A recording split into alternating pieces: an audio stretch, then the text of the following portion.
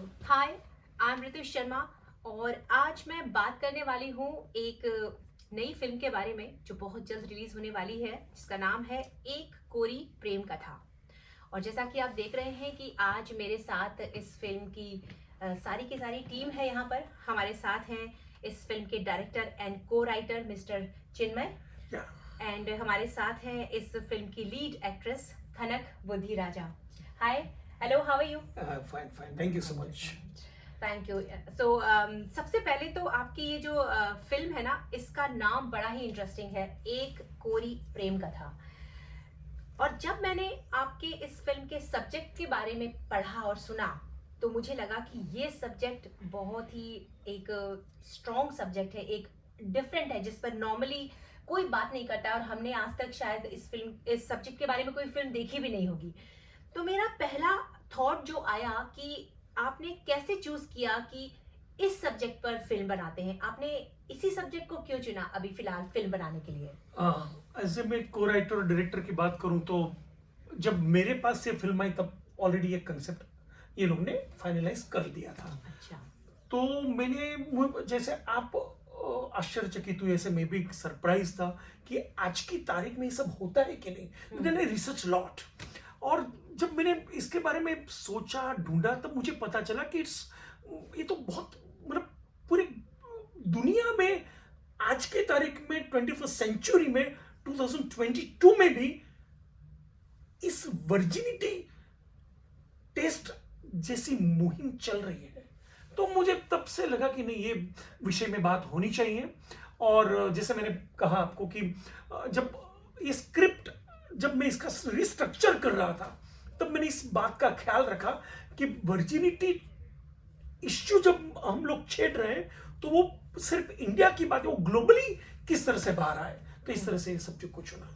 तो ये एक बड़ा ही अलग सा सब्जेक्ट है और जिस पर नॉर्मली, जैसा कि मैंने कहा, बात नहीं होती है, तो आपको काफी रिसर्च करनी पड़ी होगी उस पर, कहानी बिठाने के लिए, ये सब करने के सही लिए। सही बात है, क्योंकि सही कहा आपने ऋतु जी। तो जब मैं रिसर्च करता गया, जब मैंने और ढूंढा, और जब मुझे पता चला कि पूरी दुनिया में कई कंट्रीज हैं, जैसे मैं कहता हूं तो Romania, Syria, Afghanistan, India, Pakistan, even UK, north America, कई यूरोपियन कंट्रीज जहां पर कई औरतें, कई विक्टिम्स ऐसी औरतें हैं जिनको ये टेस्ट से गुजरना पड़ा है।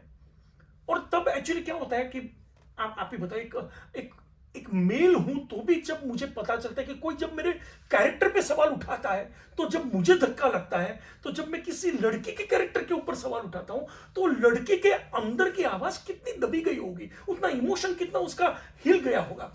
तो मैंने वो इमोशन, वो ह्यूमन इमोशन, वो वुमन के अंदर के जज्बातों को बाहर लाने की कोशिश की ये फिल्म के दौरान। और मैं कहता हूं कि जब खनक ने जब इस तरह के कैरेक्टर, क्योंकि मेरे लिए वो भी था कि मैं जिस तरह से कैरेक्टर को डेवलप कर रहा हूं, कैरेक्टर को लिख रहा हूं, वो मेरे प्रोटैगनिस्ट के थ्रू में जब ये बात को कह रहा हूं, तो मेरे लिए बहुत इंपॉर्टेंट था कि मेरी जो एक्टर है वो इस बात को किस तरह से दुनिया तक पहुंचाएगी। और फिर खनक ने तो मेरा हमारा बहुत रिहर्सल हुआ, बहुत कुछ हम लोग ने किया, और इस तरह से जो उसका कैरेक्टर का नाम है सभ्यता, तो सभ्यता किस तरह से ये फिल्म में बाहर आई। तो इस फिल्म को बनाने में आपको कोई परेशानी, कोई दिक्कत सामने आई कुछ?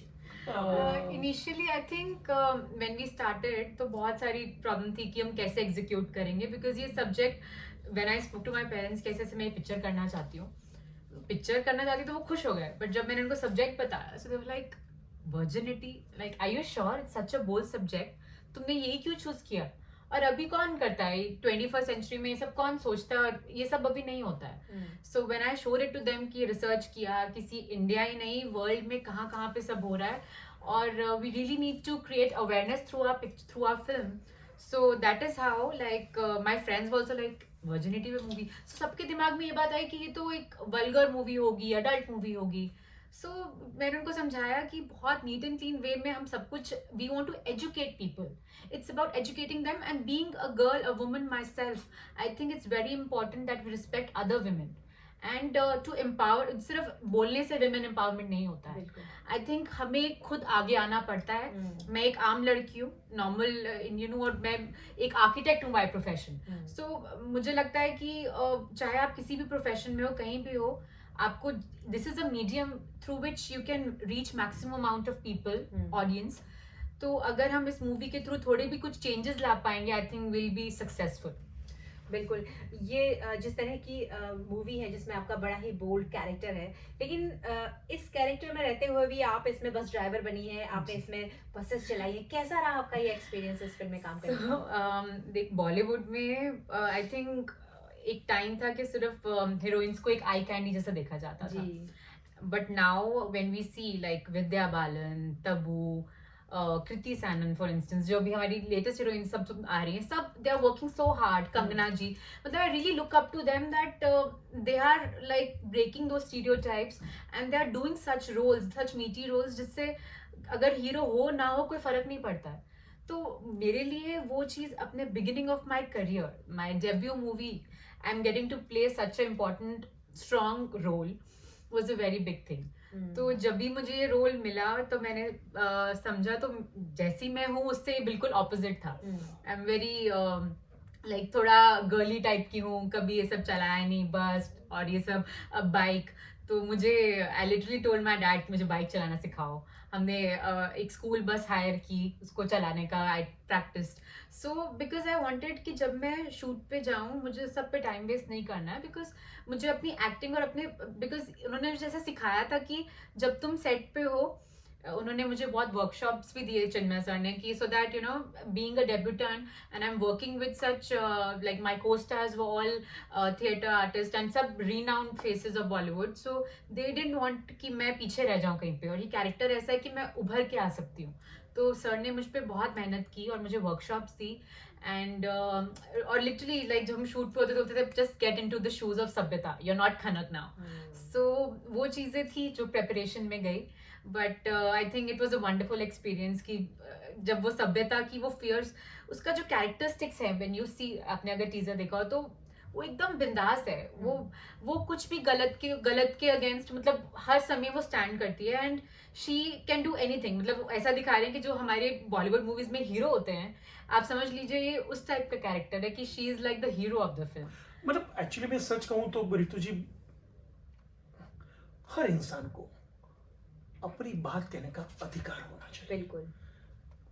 उसकी अंदर की आवाज को, अंदर के इमोशन को अगर हम लोग दबा देते हैं तभी एक वैक्यूम खड़ा होता है. बिल्कुल. और वो वैक्यूम रिलेशनशिप में आ जाता है.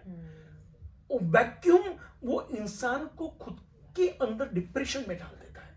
Yes. अगर वो खुद के आवाज को बाहर नहीं लाता है तो मेरा जब स्टाइल होता है डायरेक्शन का, राइटिंग का, तो मैं हमेशा वो कोशिश करता हूं कि मेरा प्रोटोगोनिस्ट हो या छोटा सा कैरेक्टर हो, उसकी अंदर की आवाज कैसे बाहर आए. और कोई नहीं ला सकता है तो अचानक हमें कोई ऐसा बंदा मिल जाता है या बंदी मिल जाती है जिसकी आवाज बाहर आती हुई देखकर हमको लगता है कि हमारी भी आवाज. तो so that in my film आप देखोगे कि एक सभ्यता की तो कहानी है, लेकिन सभ्यता के साथ साथ और भी 6-7 कहानियां अंदर है. इनडायरेक्टली तो मैंने वो इस तरह से लिखी है कहानी, जो बाद में मैंने सबको कहा देखो तो एक और परीक्षा की कहानी है, पूनम धिल्लोन की कहानी है, राज बब्बर की खुद की कहानी है, राज बब्बर की सिस्टर की कहानी है, और एक सरजू की कहानी है, और एक सत्या की कहानी है. तो वो किस एक्चुअली क्या होता है, तो ऐसा मैंने क्यों किया, क्योंकि एक ग्लोबल सिनेमा है. या आप एक बंदी की कहानी नहीं देख रहे हैं, आप ऐसी लड़की की भी कहानी देखते हैं कि जो विक्टिम है, और एक ऐसी लड़की की भी कहानी देखते हैं जो इसके सामने आवाज उठाती है. तो that's it's a beautiful good independent cinema, commercial family film, कि जो मुझे लग रहा है कि 10 साल की लड़की और उसकी 75 इयर्स की दादी माँ सब एक साथ दोनों साथ में बैठकर ये सिनेमा को देखेंगे, समझेंगे. It's a human emotions love story with a family drama. और आपने अपनी हीरोइन का नाम भी बहुत सुंदर चुना है, सभ्यता. हाँ, सभ्यता, मतलब वो भी सभ्यता आ गया था. अभी सभ्यता वही, जब सभ्यता का बहुत अच्छा मिल गया कि वो सभ्यता से बिहेव करती है, लेकिन जब आप उसका इंट्रोडक्शन देखेंगे ओ बाजा रुको, वो बिल्कुल असभ्य दिख रही है। तो उसका That's जो the irony. पर्सोना है, जब वो जाती है अपने ससुराल, तब भी राज बब्बर साहब जो हमारे इनके प्रधान जी जो इतने बड़े एक्टर है, Father-in-law. जो फादर इन लॉ बने हैं, हाँ। तो सब लोग कहते हैं तो असभ्य लड़की है। तो व्हाट इज द सभ्यता? वो बहुत मैं उसको कहता हूँ वो सबटेक्स्ट है, द मीनिंग ऑफ सभ्यता, कि मैं सभ्य तभी रहूंगी कि जब मेरे अंदर की इमोशन को दबाया नहीं जाएगा। बाकी असभ्य बनने में मुझे टाइम नहीं लगता टाइम नहीं है, लगेगा। क्योंकि मैं और बहुत अच्छा आई थिंक तेरा जो लंदन में हमने शूट किया था, एंड में लास्ट सीन में वो जब कहती है कि क्या पता, अगर आप शुरुआत करेंगे तो ही चेंज आ पाएगा। तभी So दुनिया you have to support begin. करेगी। सही बात। तभी आपको, अगर आप बोलते रहेंगे कि मेरे को कोई सपोर्ट नहीं कर रहा है और my family my in laws don't support me, I think at the end अंदर की लड़ाई है। पहले अगर आप शुरुआत करेंगे तो आपके अराउंड जो लोग हैं वो उसको एक्सेप्ट करेंगे and they start accepting it and supporting you. Yes. So being a strong personality, मेरे को लगता है कि सभ्यता प्ले करने के बाद me as Khanak, I think I have changed हाँ, फॉर मैं ये बेटर। पूछने लगी थी कि ये कैरेक्टर में जाने के बाद आप में खुद में कोई चेंज आया है क्या? बिल्कुल, मुझे लगता है कि मैं भी एज खनक गलत के अगेंस्ट हमेशा खड़ी होती हूँ, बट आई थिंक सभ्यता ने मुझे कुछ सिखाया है कि I think sometimes people around you take you for granted. Yes. So I feel, and that too specially women. और हमारी कम्युनिटी में आई थिंक ये कुछ ज्यादा ही है। या मैं कहता हूँ, मैं सच कहूँ, एवरीवेयर है। मैंने Everywhere है। बहुत रिसर्च किया है। हाँ। मैंने अभी 6 महीने पहले रोमानिया में इसके खिलाफ औरतें सड़कें पर आ गई थी। अच्छा। मतलब आप समझो, सीरिया में अभी आपका हिजाब के लिए लोग, मतलब सबको अपनी लड़ाई लड़नी पड़ रही है। Yes yes. मतलब आप कई बार कस्टम, रिचुअल, सिस्टम इंसान के इमोशंस से इतना बड़ा हो चुका है कि इंसान को फॉलो करना पड़ता है, तब उसके अंदर की आवाज। तो you know, as a independent film maker मेरा फर्ज बनता है, कर्तव्य बनता है, आई हैव टू लुक कि नहीं यार, हम लोग कैसे ऐसी सिस्टम के खिलाफ इस तरह से आवाज उठाए कि लोग भले मूवमेंट ना हो, लेकिन लोग सोचने के मजबूर हो जाए कि मैंने तो कई बार पास्ट में कहीं मेरी पत्नी के साथ या मेरी बेटी के साथ कुछ किया तो नहीं था ना। और ये जो महिलाएं हैं फीमेल, वो भी ह्यूमन है, वो भी इंसान है। Exactly. उन्हीं के साथ आप मतलब इस तरह का कर रहे हो, एक तरह उनको टॉर्चर हो रहा है। Exactly. तो ये आप कैसे कर सकते हैं? इसे सच गुड नहीं मतलब आपने कहा ना ऋतु जी टॉर्चर की बात की ना, मैं हाँ। एक और शब्द इसमें जोड़ना चाहूंगा कि क्या होता है कि उसका मैंने बहुत रिसर्च डेप्थ में किया, तब पता चला कि इतना बड़ा ये डिप्रेशन में चली जाती है औरतें, क्योंकि महिलाएं जो है वो ज्यादातर बोल नहीं पाती, वो क्या बोल नहीं आवाज पाती नहीं, हैं। इसीलिए आवाज नहीं आती। क्योंकि जब वो छोटी होती है तो वो अपने दबा पेरेंट्स दिया के जाता कंट्रोल है। में रहती है, फिर जब शादी हो जाती है तो हस्बैंड के कंट्रोल में जाती है, और जब बूढ़ी हो जाती है तो बेटे के कंट्रोल में आ जाती है, तो बेचारियों को कभी भी करेक्ट। और बोलने का इसीलिए, मौका और नहीं मिलता। अब अभी ये अच्छा, ये और ये तो क्या है, ये कैरेक्टर के ऊपर धब्बा है। अगर वर्जिनिटी वो इतना बड़ा धब्बा है कि बेचारी ने कुछ नहीं किया है, सच में। मतलब वो एजुकेशन नहीं है कि Yeah. Only not that one reason जिसकी वजह से That's वर्जिनिटी right. जाती है, Yeah. और भी कई रीजन है, और वो रीजन मर्द समझता नहीं है, मर्द नहीं, उसकी मदर इन लॉ नहीं समझती है, उसके मतलब महिलाएं भी नहीं being a woman समझती है। herself. वो जब एक चेंज हो जाती है ना, आपका पोजीशन, आपका स्टेटस चेंज हो जाता है, तो फिर आप जब बहू होती है तो आप डिफरेंट सोच रखती है, जब आप सास बन जाती है तो आपकी Yeah. सोच चेंज हो तो जाती है। रितु जी वही मैं कह रहा हूँ कि जब अगर किसी लड़की ने कुछ किया भी नहीं है फिर भी उसको उस तरीके से देखा जाता है ना, तब वो अंदर से इतनी टूट जाती है।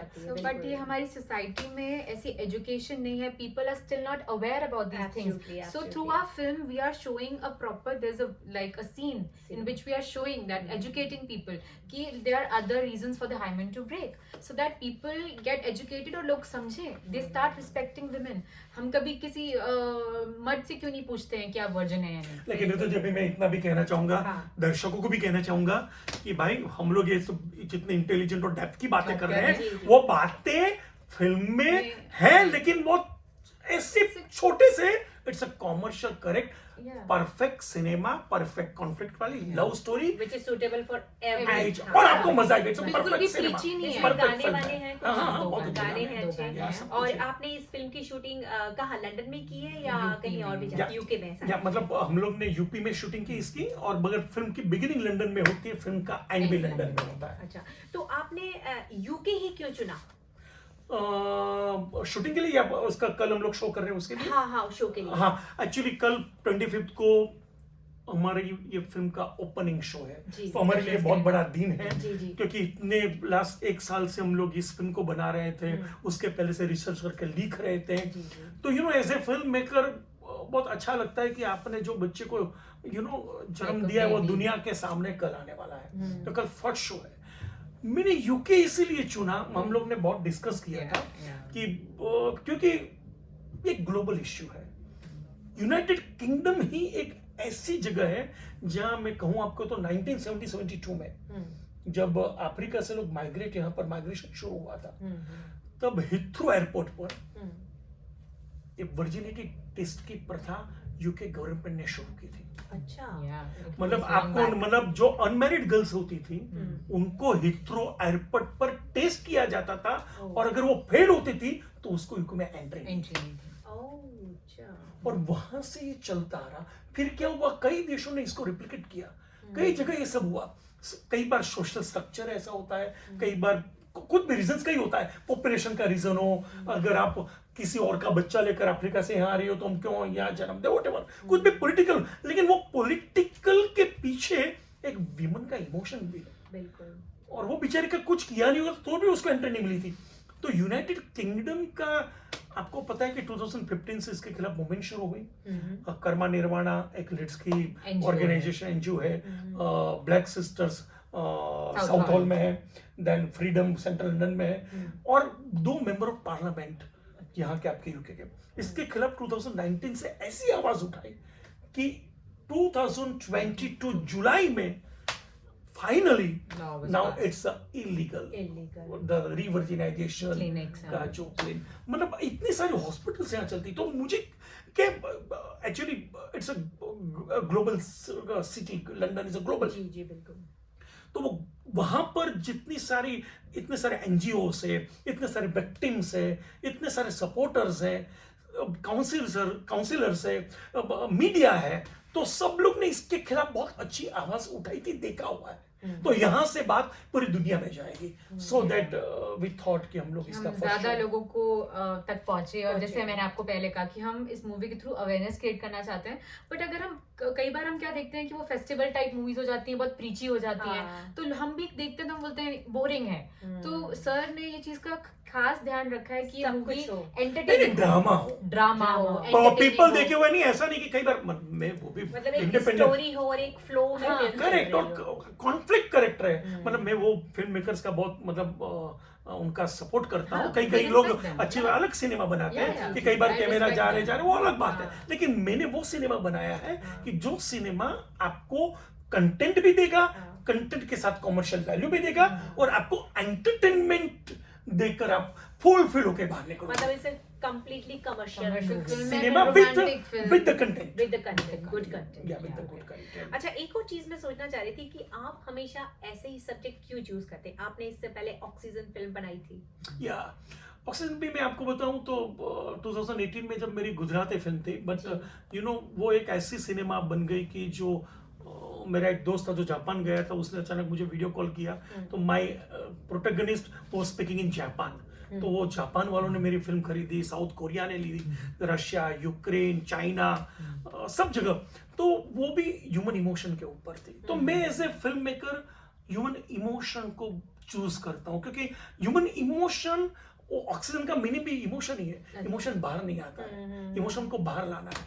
तो ह्यूमन इमोशन की बातें कहना सरकाज़म के थ्रू, ड्रामा के थ्रू, वो शायद मेरा ट्रीटमेंट का तरीका है। तो फिर इसलिए शायद मेरी ये फिल्म वो भी ह्यूमन इमोशन को टच करेगी, और विमेन के राइट्स के लिए, विमेन के फ्रीडम के लिए, विमेन की उसकी प्राइवेसी के लिए। एक जब मर्द आदमी बात करते हैं तो अच्छा लगता है, तो मुझे वो अच्छा लगा। तो आप चाहते हैं कि सारे फैमिली मेंबर्स, सभी ऑडियंस इस फिल्म को ज़रूर देखने जाएं।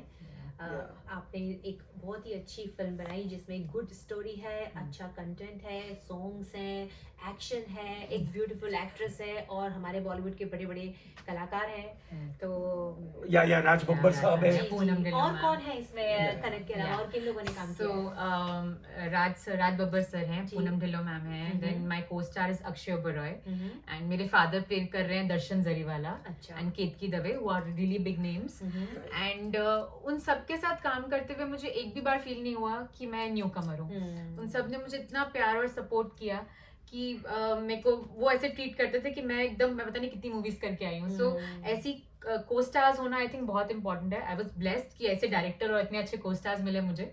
सो जैसे ये रोमांटिक मूवी है, हमने एक रोमांटिक एंगल के थ्रू ये समझाया है कि ये प्रथा और ये सब चीज़ों के बीच, ट्रेडिशंस के बीच में कभी प्यार आ जाता है तो कैसे, मतलब प्यार आप कैसे लड़ेंगे अपने प्यार के खिलाफ और ये सब जाके। तो ये आई थिंक बहुत इंपॉर्टेंट है कि कपल्स भी, इट्स नॉट जस्ट ये ऐसी प्रॉब्लम है जो सिर्फ रूरल एरियाज में नहीं, अर्बन एरियाज में भी है। हाँ। ये नहीं है कि सिर्फ गांव में हो रहा है।